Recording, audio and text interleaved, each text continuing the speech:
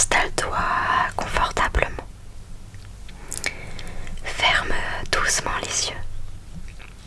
Ce soir, je vais te raconter une histoire. Une histoire de rêve, de magie et d'un homme qui voulait construire un endroit où les adultes pourraient redevenir un enfant. Tout commence avec un homme nommé Walt Disney. Un homme qui a adoré raconter des histoires. Un homme qui croyait profondément que l'imagination pouvait changer le monde.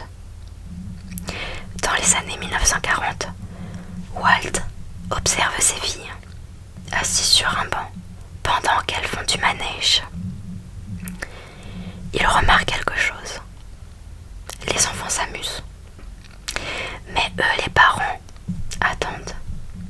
Ils regardent, mais ils s'ennuient. Et là, une idée naît. Pourquoi ne pas créer un endroit où les parents et les enfants pourraient rêver ensemble? Un lieu où les contes de fées prendraient vie, où les pirates navigueraient vraiment sur des mers enchantées, où les châteaux brilleraient sous les étoiles. Un lieu appelé Disneyland. Mais construire un rêve n'est jamais simple. En 1954, en Californie, sur un ancien champ d'orangers à Anaheim, les travaux commencent. Les gens pensent que Walt est fou. Un parc à thème, basé sur des dessins animés. Ça marchera jamais. Mais lui, il voit déjà le château. Il entend déjà la musique. Il imagine déjà les rires. Et le 17 juillet 1955, le rêve ouvre ses portes. Bienvenue à Disneyland. Au centre du parc se dresse un château. Le château de Sleeping Beauty, la belle au bois dormant. Rose et bleu, délicat, féerique. Il devient le symbole universel de la magie Disney. Lorsque les visiteurs franchissent l'arche, ils entrent dans un autre monde. Main Street, avec ses boutiques anciennes, son odeur de pop-corn sucré et cette musique douce qui semble sortir d'un vieux carrousel. Puis, il y a Adventureland, un monde de jungle, de mystère, où l'on embarque pour une croisière exotique. Fantasyland, là où les contes de fées prennent vie,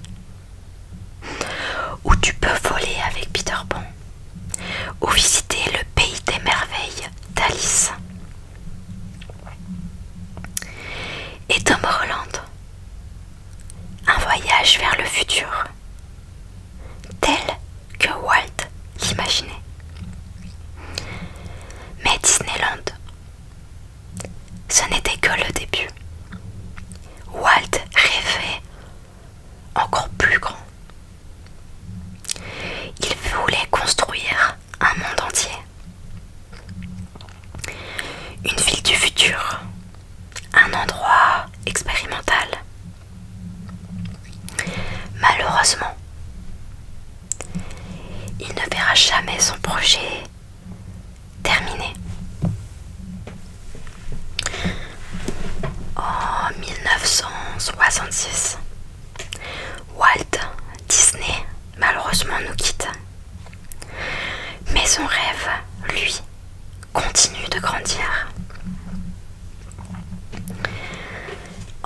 1971, en Floride, ouvre Walt Disney World, un complexe immense, avec plusieurs parcs, des hôtels, des lacs et une magie encore plus grande. Au centre, un château devenu iconique. Le château de Cinderella, Cendrillon. Plus haut, plus majestueux, illuminé chaque nuit par des feux d'artifice scintillants. Puis, la magie traverse les océans. En 1992, Disney arrive en France, à Marne-la-Vallée.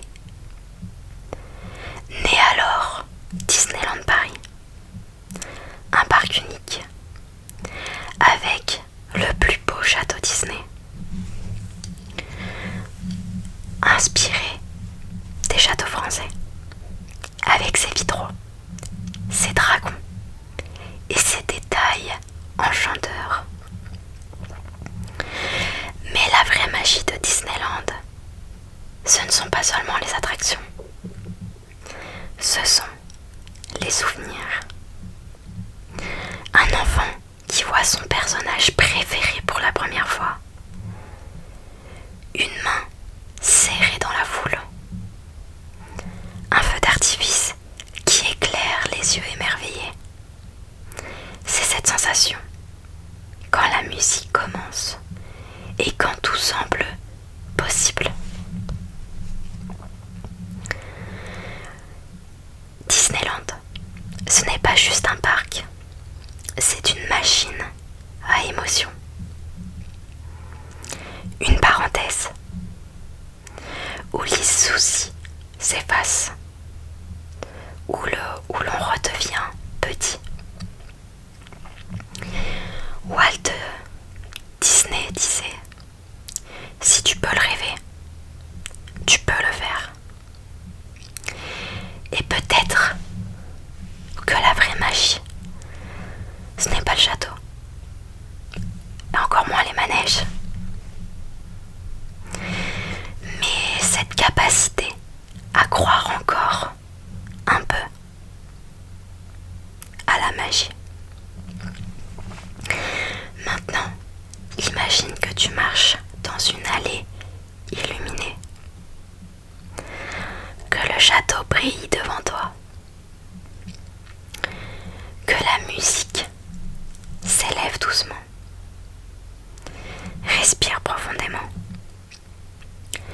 et garde cette magie avec toi. Même quand la vidéo se termine.